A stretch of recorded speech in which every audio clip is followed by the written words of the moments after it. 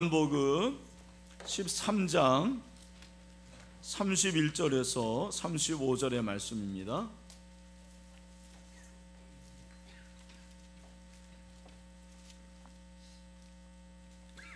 신약성경 171페이지 요한복음 13장 31절에서 35절의 말씀을 한 절씩 교독합니다. 그가 나간 후에 예수께서 이르시되 지금 인자가 영광을 받았고 하나님도 인자로 말미암아 영광을 받으셨도다.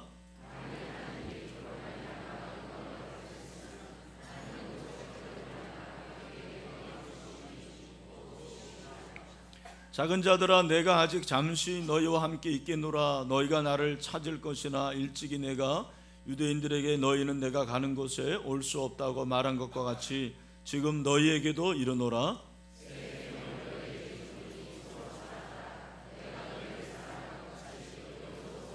같이 읽겠습니다. 너희가 서로 사랑하면 이로써 모든 사람이 너희가 내 제자인 줄 알리라. 아멘. 우리 같이 한번 인사하겠습니다. 좌우로 또 앞뒤로 보시면서 한 주일 동안 평안하셨습니까? 우리는 하나님의 가족입니다 하고 인사합니다. 감사합니다. 또 금년에 우리가 회복해 하소서가 주제인데, 자, 우리 옆에 있는 분들 축복합니다. 회복해 되기를 바랍니다 하고 인사하겠습니다. 우리 비전홀에서도 우리 또 영화부실에서도 감사합니다. 오늘 회복해 하소서 두 번째 시간입니다. 사랑의 회복이라는 제목으로 말씀을 전하겠습니다. 작년에 우리 그 사랑의 교회 출신 우리 목회자 협의회가 있는데 부교육자들을 대상으로 해서 세미나를 열었습니다. 분당 우리 교회에서 세미나가 열렸고 이찬수 목사님이 강의를 했습니다. 근데 이 목사님이 자신이 개척을 하면서 기도 제목 두 가지가 있었고 두 가지 기도를 했다고 했어요. 첫 번째 기도는 성도를 진심으로 사랑할 수 있도록 그렇게 해달라고 하나님께 기도를 했다고 합니다. 교회가 점점 커지면 사실 성도들과 점점 멀어지고 성도들을 사랑하는 것이 쉽지 않은데, 그럴 때마다 하나님 앞에 기도를 했다고 합니다. 하나님, 저에게 사랑을 주세요. 진정으로 성도를 사랑할 수 있는 사랑의 목회자가 되기를 원합니다라고 기도를 했다고 합니다. 그리고 두 번째 기도는 그 사랑을 잘 표현할 수 있도록 해달라고 기도를 했다고 합니다. 사실 사랑을 해도 사랑을 표현하기가 어렵지 않습니까? 근데 그 사랑을 표현할 수 있도록 하나님께서 은혜를 베풀어 달라고 기도를 했다고 그래요. 결국 사역의 중심은 사랑이다라고 말을 했고, 사랑이 없으면 사실 목회가 되지 않는다라고 말을 했습니다.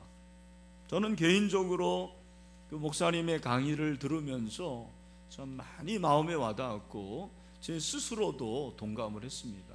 왜냐하면 우리가 목회라는 걸 생각해 보면 목회에서 제일 어려운 것이 뭐겠느냐. 보통 목회자들이 말할 때 목회가 어려운 것은 설교가 어렵습니다.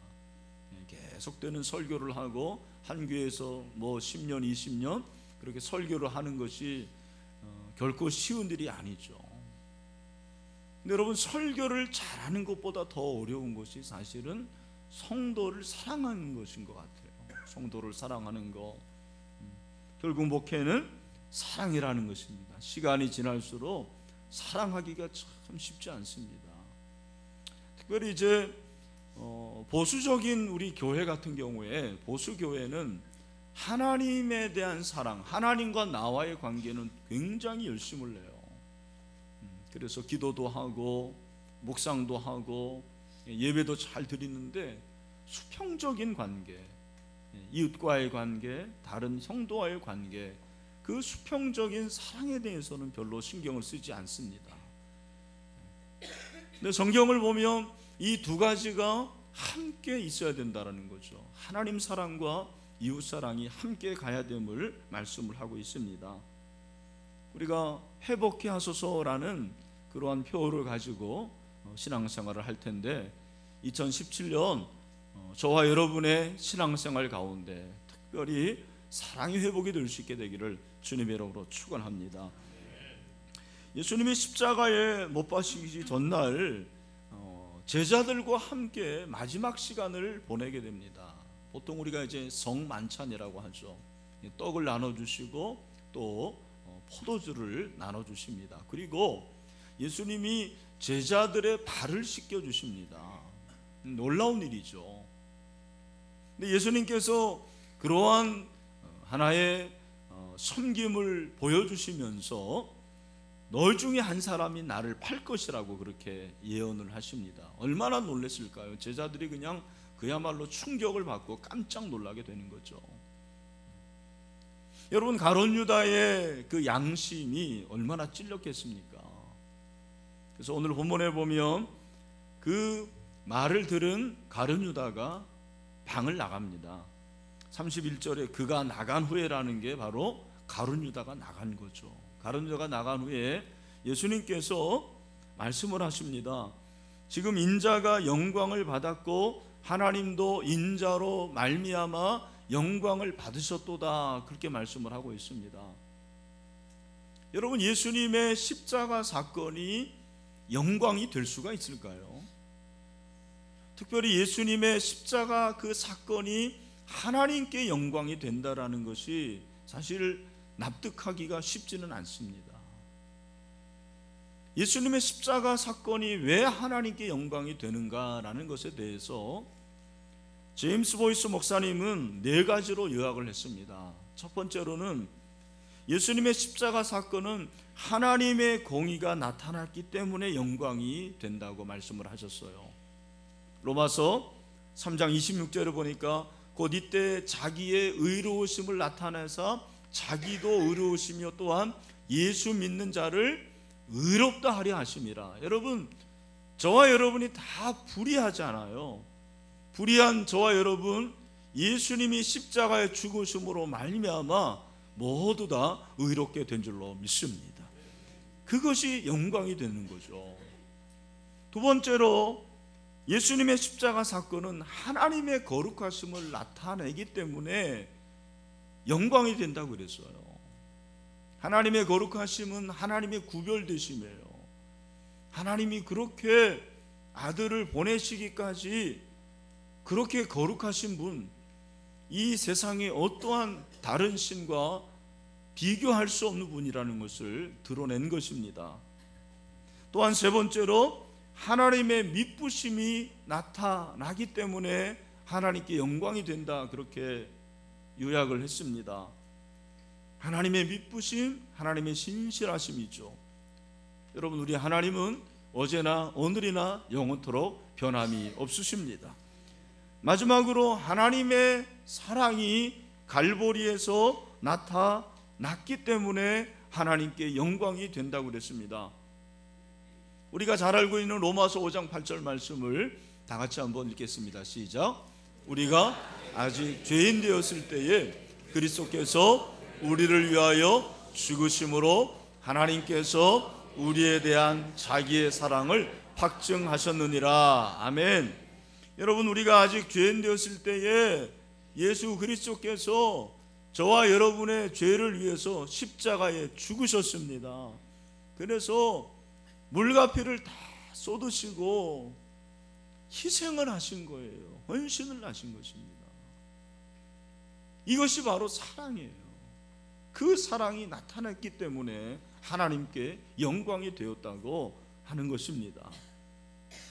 예수님께서 이렇게 자신의 십자가 사건이 하나님께 영광이 됨을 선언을 하신 거예요.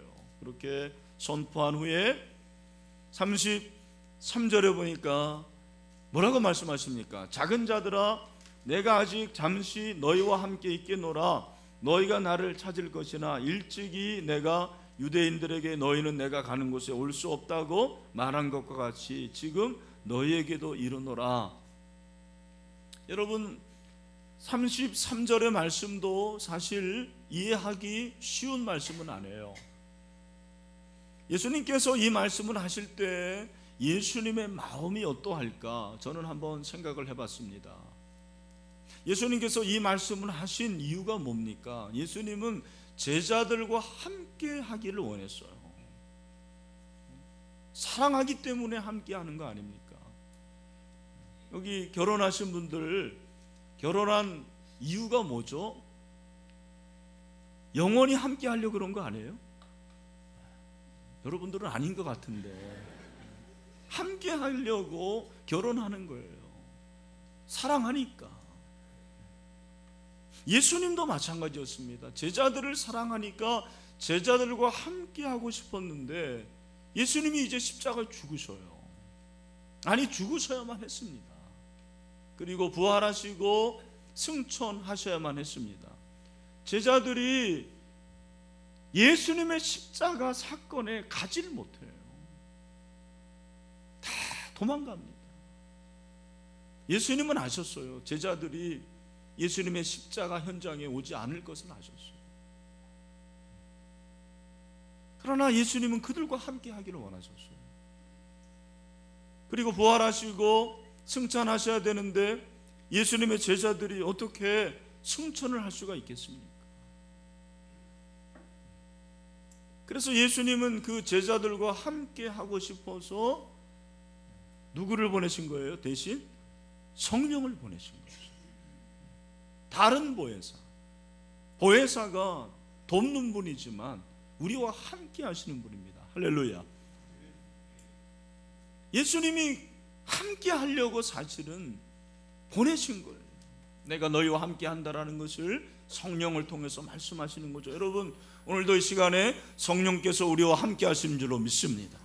성령이 함께 하시는 것은 예수님이 우리와 함께 하시는 것입니다. 할렐루야. 그런데 예수님께서 성령을 보내시면서 정말 제자들이 예수님이 우리와 함께 한다라는 것을 깨닫게 하고 싶었어요.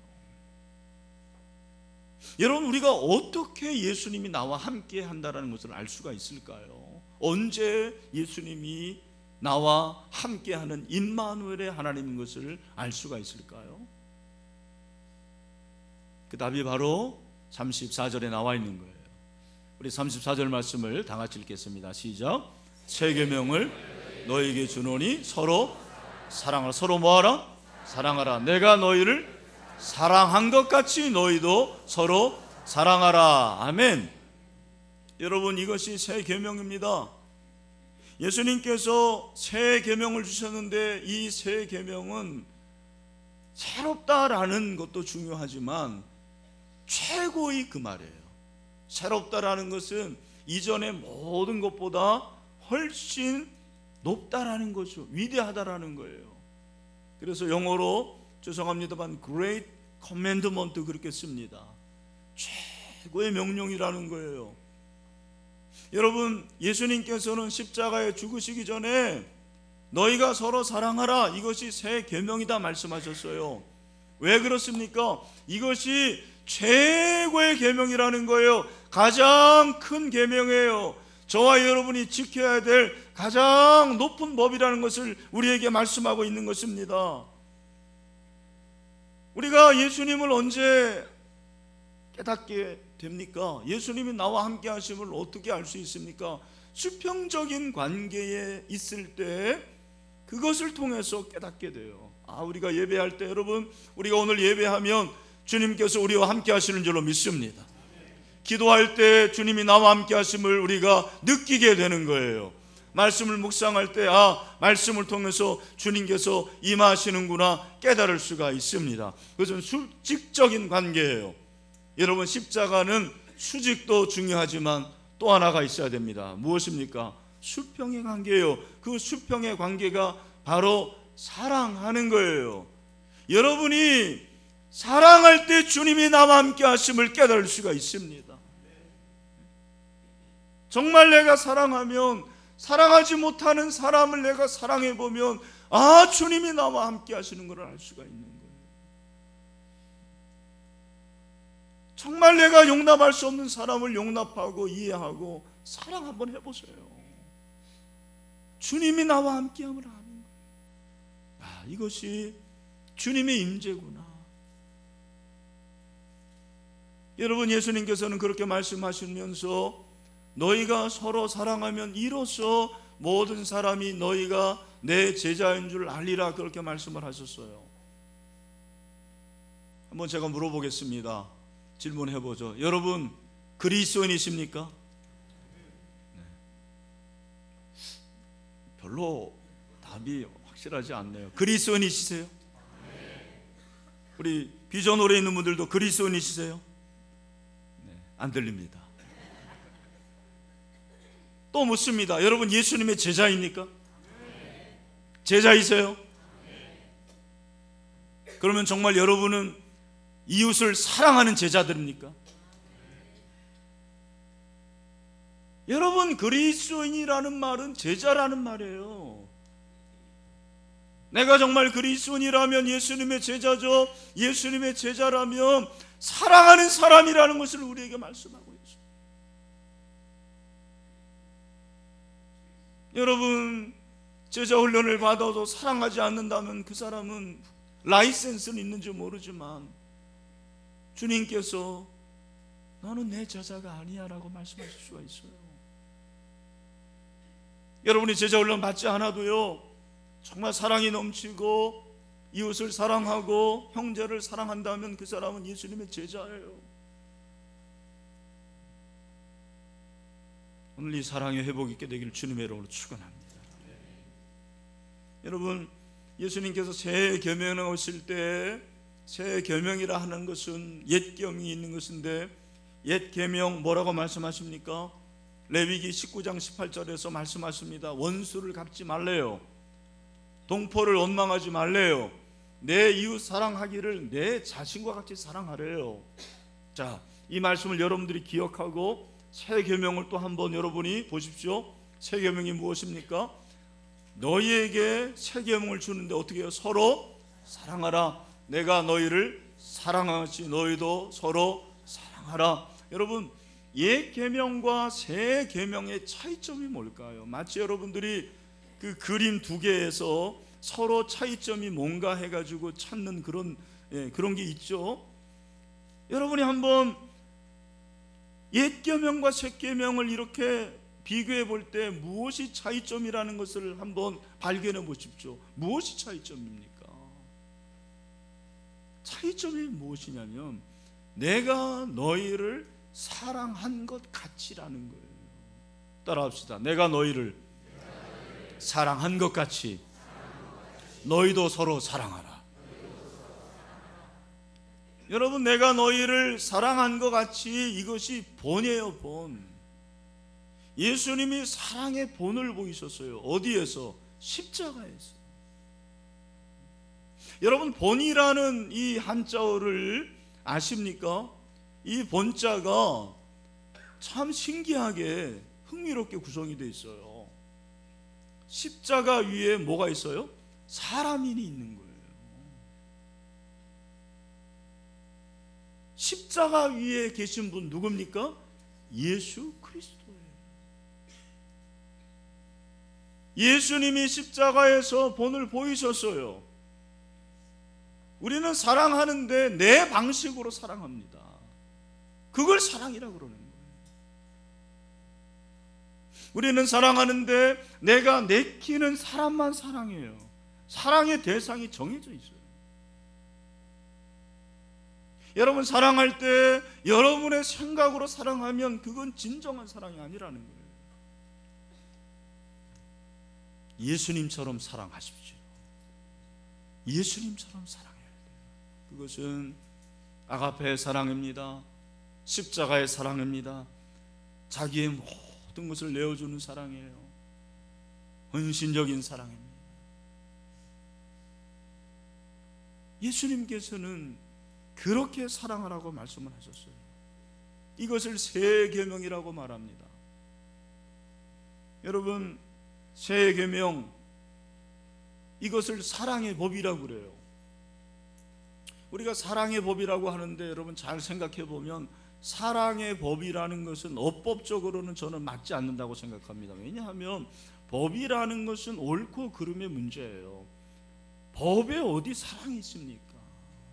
우리가 교통법규를 어긴다 그러면 그 고통복귀를 어겼을 때 그 경찰관이 나를 사랑해서 딱지를 끊어주지 않는다면 그건 법이 아니죠. 사실은 법은 옳고 그름의 문제예요. 그것이 구분이 되는 거예요. 사랑은 무엇입니까? 사랑은 허다한 것을 덮는 거, 죄를 덮는 게 사랑이라고요. 사랑의 법이라는 것이 어쩌면 맞지 않아요. 그런데 성경은 사랑의 법이라고 그래요. 새 계명이 바로 사랑의 법이에요. 여러분, 사도 요한이 이 말씀을 지금 기록했는데, 사도 요한은 별명이 뭐냐면 우레의 아들입니다. 우레라는 게 뭐죠? 천둥번개예요. 그러니까 여러분, 사도 바울은 입만 열면은요, 그 언어가 폭탄과 같은, 번개와 같은, 천둥과 같은 말이었어요. 성질이 못돼 먹었어요. 우리 가운데 그런 분도 있죠. 입만 열면 그냥 폭탄이 나가고 우레와 번개가 나가는 사람들. 사도 요한이 그런 사람이었어요. 그런데 요한이 나중에 사랑의 복음을 저수를 합니다. 그게 요한복음이에요. 그가 사랑의 사도로 변하게 되는 거예요. 그래서 그는 어느 정도로 사랑의 사람이 되느냐면, 요한일서 3장 16절을 보니까 그가 놀라운 말을 우리에게 하고 있습니다. 우리 같이 한번 읽어보자. 시작. 그가 우리를 위하여 목숨을 버리셨으니 우리가 이로써 사랑을 알고 우리도 형제들을 위하여 목숨을 버리는 것이 마땅하니라. 아멘. 여러분, 아멘이십니까? 우리 옆에 있는 분들 한번 보십시오. 마음에 드세요? 제가 한 번 더 물어봅시다. 여러분, 옆에 있는 분을 위해서 목숨을 버릴 수 있겠어요? 내가 미쳤냐, 그럴 수가 있겠죠. 여러분, 우리의 아들이 어떻게 이런 말을 할 수가 있습니까? 형제를 위해서 목숨을 버리는 것이 마땅하다고 그랬어요. 추천사항이 아니에요. 권고사항이 아니에요. 이건 옳다, 마땅하다, 당연히 해야 돼. 근데 여러분, 우리 어떻습니까? 한 교회 안에서도 부부가, 형제 자매가 목숨을 버리기는커녕 서로 용납을 안 해요. 얼마나 남을 실족해 하는지 몰라요. 누가복음 17장 1절에 보니까 예수님께서 제자들에게 이르시되 실족하게 하는 것이 없을 수는 없으나 그렇게 하는 자에게는 화가 있다고 그랬습니다. 여기 실족해 한다라는 말이 헬라어로 스캔달론인데, 여러분 스캔달 들어보셨죠? 바로 그 단어입니다. 그 의미가 누군가 다니는 길에 덫을 놓는다라는 거예요. 우리가 참 내 가까운 사람을 실족시키게 하는 일은 얼마나 많은지 모릅니다. 교회 안에서 그런 일이 있죠. 우리 부서 안에서도 그런 일이 있습니다. 가정에서도 그렇습니다. 그런데 예수님이 뭐라고 말씀하시냐면, 그가 이 작은 자 중에 하나를 실족하게 할진대 차라리 연자 맷돌이 그 목에 매여 바다에 던져지는 것이 나으니라, 그렇게 말씀을 하신 거예요. 여러분 잘 들어보십시오. 우리는 한 사람을 실족시키게 하는 것을 아무렇지 않게 생각해요. 그런데 만약에 이건희 목사가 우리 신일교회 유년부에 어떤 아이를 유괴를 해가지고 그 아이의 목에 이따만한 바위돌을 매게 해가지고는 한강에 빠뜨려 버렸어요. 근데 그것이 들통이 났습니다. 진짜는 아니에요, 여러분. 여러분, 그렇다면은 이게 해외 토픽이, 이건 진짜 대단한 일일 거예요. 목사가 어떻게 그럴 수가 있느냐. 그런데 만약에 이건희 목사가 교회 안에서 성도를 그렇게 실족하게 했다면 그 일보다 더 나쁘다라는 거예요. 여러분, 저는 제 목회를 생각해 볼 때 그런 면에서는 나쁜 짓을 많이 한 것 같아요. 저 때문에 실족한 분들이 분명히 있을 것입니다. 용서해 주시기를 바랍니다. 우리는 자꾸 신앙을 일로 생각해요. 일로. 여러분, 교회는 일하는 곳이 아닙니다. 사실은 예배도 일이 아니에요. 사실은 예배가 왜 일입니까? 예배는 서비스예요. 서비스. 봉사예요. 봉사. 찬양이 일이 아닙니다. 구원의 은혜를 내가 이기지 못해서 하나님께 드리는 경배예요. 전도가 일이 아니죠. 사실. 근데 어느덧 일이 된 거예요. 저도 사실은 일 중심의 사람 아닙니까? 그래서 교회도 어떤 면에서는 일 중심으로 그렇게 흘러가더라고요. 일을 잘하는 사람이 인정을 받게 되고, 일을 잘하는 사람이 어쩔 수 없이 칭찬을 듣는 거죠. 그러나 여러분, 우리는 늘 하나님을 인식해야 돼요. 하나님이 정말 이 일을 통해서 기뻐하실까? 저는 일을 하지 말라는 얘기도 아니고 잘못하라는 얘기도 아닙니다. 여러분, 일보다 중요한 것이 무엇입니까? 바로 사랑이에요. 사랑. 일이 잘 안 돼도 한 사람을 얻으면 여러분, 그것이 하나님이 기뻐하시는 일이 되는 줄로 믿습니다. 아무리 일을 잘해도 사람을 잃으면, 실족시키면 여러분, 그 일을 하나님이 기뻐하시지 않는 거예요. 우리가 왜 이렇게 사람을 실족시키냐면 상대방을 배려를 안 해서 그래요. 상대방을 배려를 안 해요. 상대방의 사정을 몰라요. 그러니까 오해하고 자기 주장을 하고 자기 마음대로 하는 거죠. 여러분, 제가 오늘 이제 이렇게 여러분 앞에 섰는데 제 외모가 지난주와 비교해 봐서 좀 이렇게 변한 게 뭐가 있습니까? 뭐가 달라졌습니까? 대단하십니다. 넥타이 달라졌고, 또 뭐가 달라졌습니까? 안경이 달라졌어요. 굉장히 저에게 관심이 있는 분입니다. 근데 제가 왜 이 안경을 쓰고 왔는지 아십니까? 사연이 있어요. 지난주에 이제 말씀 묵상 세미나를 인도하면서 혹시 이제 안 오신 분들은 꼭 홈페이지 들어가서 강의 또 들으시고, 거기 교재도 나와 있어요. 금년에 우리가 말씀 묵상 해야 하기 때문에 시간을 여러분 한 3시간만 그렇게 투자하면 됩니다. 3시간도 필요 없어요.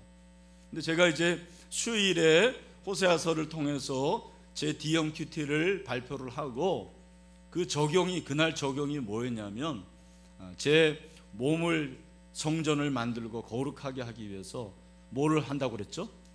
안양천을 걷는다고 그랬어요. 우리 권사님 기억하시네요. 안양천을 걸으려고 그랬어요, 제가.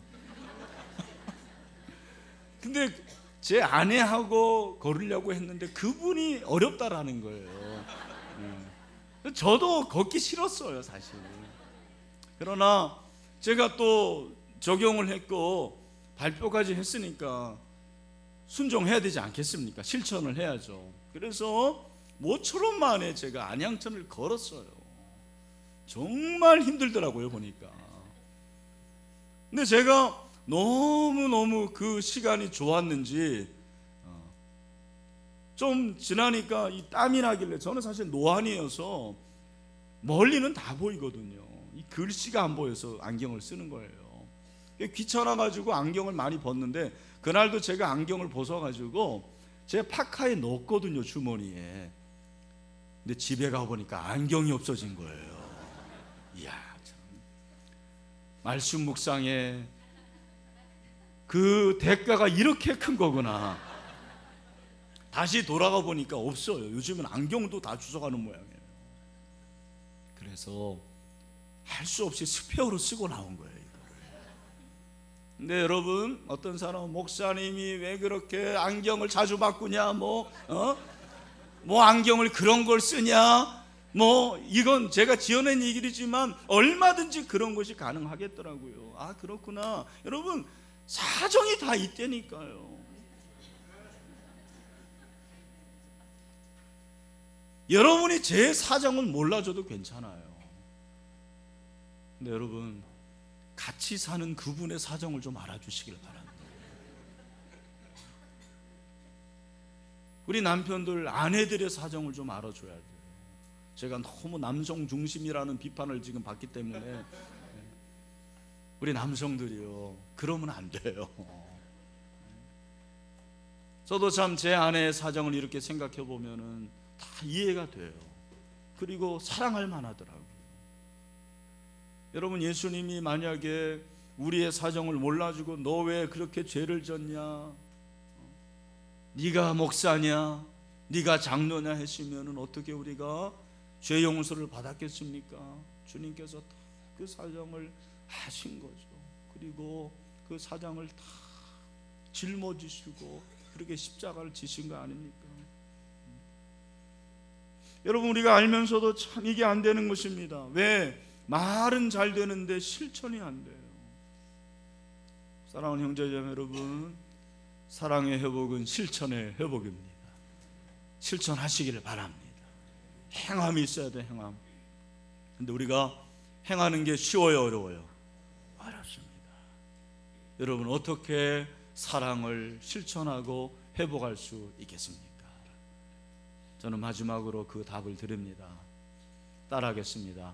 예수 그리스도로 사랑하자. 누구로? 예수 그리스도. 여러분 잘 들으십시오. 저와 여러분은 사랑을 할 만한 능력이 없어요. 너무 이기적이고요. 사랑한다는 것은 이 이기적인 것을 버려야 된다고요. 내가 사랑한다고 생각하지만 그 사랑이 대부분 좋아하는 거예요. 여러분들은,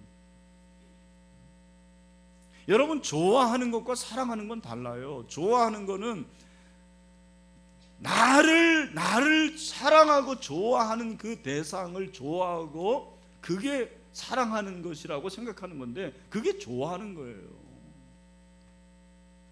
사랑은 나를 싫어해도 내가 그를 좋아하고요, 그에게 웃어주고요, 그를 안아주는 게 사랑이라고요. 우리는요 그 사랑을 못하는 거예요. 왜? 우리가 죄악된 존재이기 때문에 그렇습니다. 저도 목사지만 저를 특별히 아껴주고 사랑해주는 분들이 보여요. 여러분, 내가 그분들만 사랑하면 나는 사랑의 사람이 아니죠. 나에게 별로고, 그리고 나를 환영하지 않을 수도 있고, 그럼에도 불구하고 내가 그분들에게 다가가고 먼저 사랑을 베푸는 것, 그것이 진정한 사랑이라는 것입니다. 여러분, 저는요 오늘 이 시대에 우리가 먼저 사랑해야 될 줄로 믿습니다. 그래서 교회에서도 좀 여러분 만나면 먼저 인사하세요. 교회 밖에서 여러분 주차장에서 만나면 분명히 그 우리 성도 아닙니까? 근데 그냥 지나가요. 인사 먼저 하십시오. 저희 아파트 엘리베이터에 보니까 이웃끼리 인사하면 이해는 높아지고 오해는 줄어든다고 그러더라고요. 제가 명언이라고 그랬어요. 여러분, 이웃에서 인사하십니까? 네, 인사하세요. 먼저. 그분이 인사 안 하더라도 내가 인사하는 게 그리스도인이라고 저는 생각을 해요. 층간소음? 우리는 얼마든지 감수할 수 있어야 돼요. 주차 문제 정말 멀리 이렇게 대고 오시는 분들 정말 감사해요. 우리 재직들 교회를 위해서 헌신하는 것이 물론 시간과 물질, 봉사 많습니다만, 지금 우리 교회에서 중요한 꼭 필요한 헌신이 주차를 좀 제한 벤처나 교회에서 지정한 주차장에 하고 오시는 거예요. 아니면 대중교통을 이용하세요. 여러분, 일주일에 한 번씩 택시를 타고 오면은요 돈은 들지만 전도할 수 있더라고요. 제가 어제도 택시 탈 일이 있어서 전도했어요. 목장에서 여러분, 나는 좀 말이 많은데 말이 없는 분들 있잖아요. 그런 분들에게 말할 수 있는 기회를 주세요. 그게 사랑이에요. 여러분이 잘한다고 생각하지만 못하는 사람들을 배려하세요. 여러분, 못하는 사람의 입장은 얼마나 답답하겠습니까? 교회는 1등만 모여서는 안 된다고 생각해요. 꼴찌도 있어야 되죠. 중간도 있어야 되죠. 그 모든 사람들이 합력해서 선을 이루는 것이 하나님의 교회라고 저는 생각합니다. 그렇게 사랑할 수 있는, 배려할 수 있는 우리 신일교회 공동체가 되기를 주님의 이름으로 축원합니다. 말씀을 냈습니다. 예수님이 왜 십자가에 죽으시기 전에 너희가 서로 사랑하라는 명령을 하셨을까? 이것이 신앙의 핵심이라는 거예요. 제자로서의 최고의 도달점이 사랑이에요. 사랑. 저는 정말 지금은 사랑이 많은 목회자가 됐으면 좋겠어요. 여러분들도 사랑이 많은 그러한 장로님들, 권사님들, 집사님들, 목자, 목녀들이 되기를 주님의 이름으로 축원합니다. 우리 마지막으로 고린도전서 13장 13절 말씀으로 오늘 설교를 마무리하겠습니다. 시작. 그런즉 믿음, 소망, 사랑, 이 세 가지는 항상 있을 것인데 그 중에 제일은 사랑이라. 아멘. 기도합시다. 이 시간에 기도합니다. 하나님 아버지, 저는 사랑할 능력이 없습니다.